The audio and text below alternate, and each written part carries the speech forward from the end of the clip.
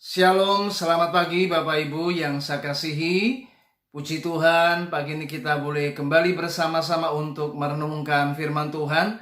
Dan pagi ini kita akan melanjutkan tema prinsip kehidupan di seri yang keempat. Kita akan membaca di dalam Kejadian pasal 39 ayat 8 hingga sampai ayat yang ke-9. Demikianlah firman Tuhan. Tetapi Yusuf menolak dan berkata kepada istri tuannya itu, "Dengan bantuanku, tuanku itu tidak lagi mengatur apa yang ada di rumah ini.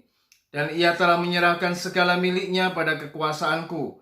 Bahkan di rumah ini ia tidak lebih besar kuasanya daripadaku.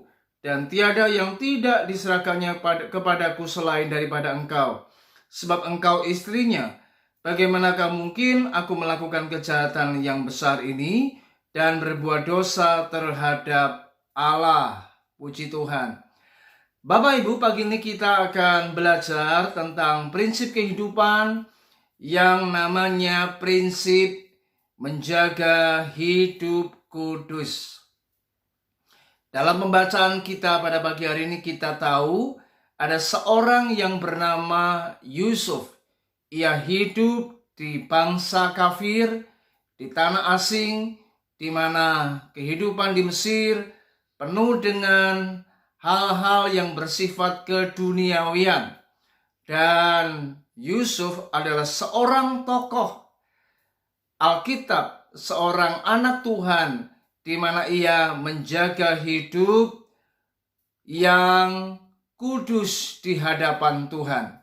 Yusuf adalah gambaran orang yang tetap memegang prinsip kehidupan yang kudus, Bapak Ibu.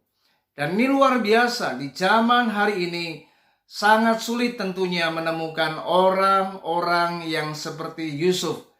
Sangat sulit di zaman ini menemukan orang-orang yang masih memiliki prinsip untuk menjaga hidup kudus di hadapan Allah dan sesama. Terbukti Bapak Ibu kita banyak mendengar hari-hari ini banyak hamba-hamba Tuhan, banyak anak-anak Tuhan jatuh di dalam dosa. Mereka jatuh di dalam kehidupan yang tidak menjaga kehidupan yang kudus di hadapan Allah. Nah, bagaimana hidup yang kudus Bapak Ibu?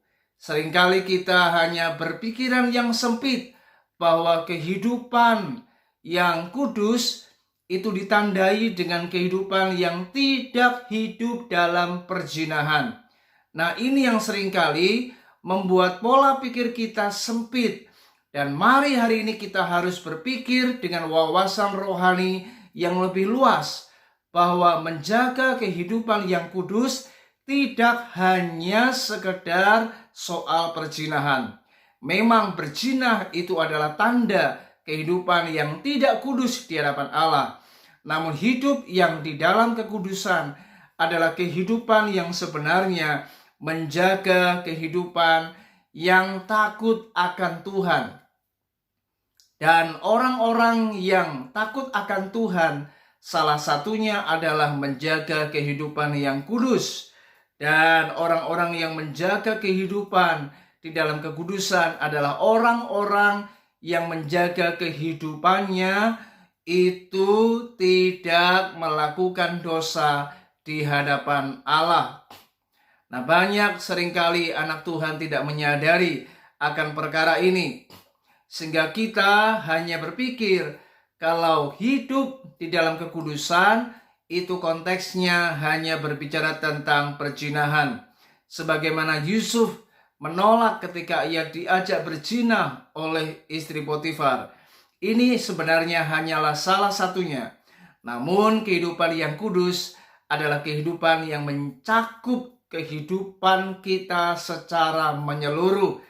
Apakah mulut kita berkata yang benar? Apakah mulut kita berkata yang jujur? Apakah hati kita lurus? Apakah hati kita murni? Apakah pikiran kita baik, dan ataukah pikiran kita merancangkan hal-hal yang jahat? Jika hari ini mulut kita tidak berkata yang benar, mulut kita melakukan kebohongan, dan tidak berkata yang jujur, maka sebenarnya kita juga sudah tidak di dalam kehidupan yang lurus. Hati kita tidak lurus, hati kita tidak murni, sehingga pikiran kita pun juga tidak benar, karena kita sudah merancangkan apa yang tidak baik, apa yang jahat di hadapan Tuhan dan sesama. Itu sebabnya Bapak Ibu, mari berbicara tentang menjaga hidup kudus.